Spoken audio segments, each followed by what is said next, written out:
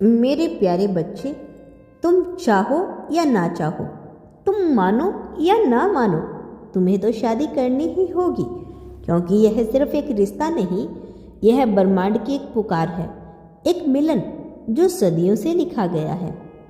शायद अभी तुम उलझे हो अपने करियर में, अपने ख्वाबों में, अपने अकेलेपन में।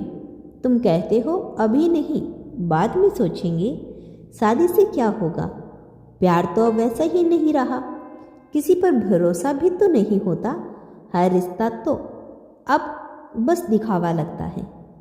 मैं जानती हूँ तुम्हारी सोच को, मैं समझती हूँ तुम्हारे डर को, लेकिन सुनो, इस डर से मत भागो, क्योंकि हर डर के पीछे एक अद्भुत प्रकाश छिपा है।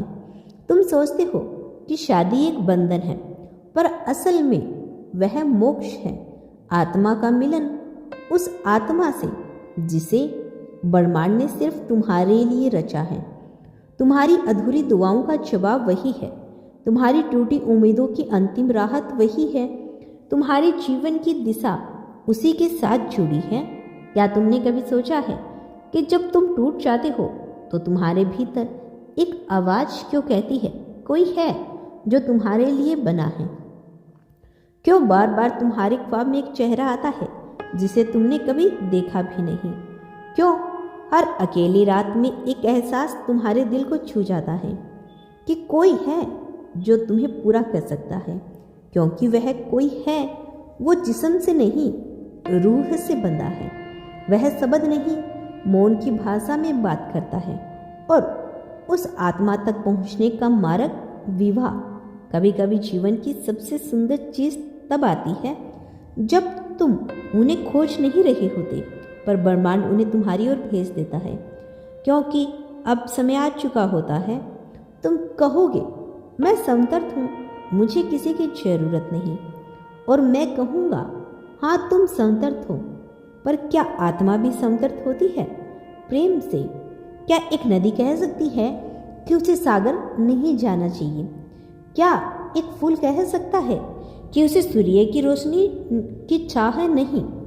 तुम्हें वह व्यक्ति मिलेगा जो तुम्हारी रूह को छू लेगा, जो तुम्हारे अंधेरों में दीप जलाएगा, जो तुम्हारे भीतर की टूटन को अपने प्रेम से भी सगा देगा। और जब तुम जानोगे कि यह रिश्ता सिर्फ सामाजिक बंधन नहीं, बल्कि आत्मा का पुण्य मिलन है।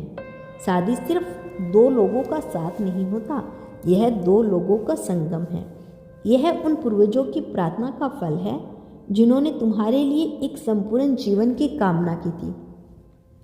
तुम अकेले जो कर सकते हो उसका विस्तार सीमित है, पर जब दो आत्माएं एक साथ चलती हैं तो एक शक्ति जन्म लेती है जो भविष्य की पीढ़ियों को रोशनी दे सकती है।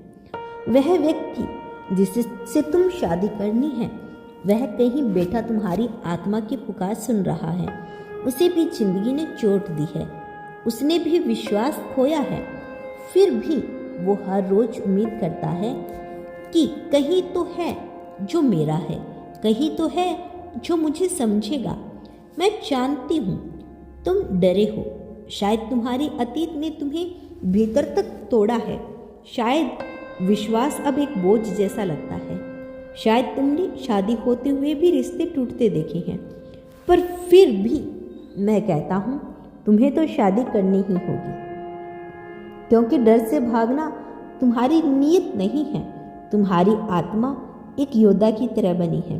तुम्हें प्यार करना आता है, टूट कर सच्चाई से, और यही सच्चाई तुम्हें वह रिश्ता देगी जिसे तुमने हर जन्म में मांगा था।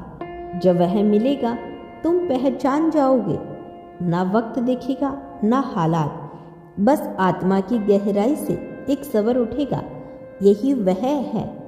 तुम्हारे साथ किसी चाय की दुकान पर बैठकर बिना बोले तुम्हारे दर्द को महसूस कर लेगा। वह तुम्हारे बिना कहे तुम्हारी थकान पढ़ लेगा। वह जब तुम्हें देखेगा तो ऐसा लगेगा जैसे तुम्हारी आत्मा में दर्पण खुद को देख रही हो। शादी तब नहीं होती जब घर वाले कहते हैं, शादी तब होती है जब आत्मा पुकारती है, अब बहुत हुआ, अब मुझे संपूर्ण होना है। तुम सोचते हो कि शादी एक बोझ है, पर असल में वह ब्रह्मांड का सबसे बड़ा आशीर्वाद है।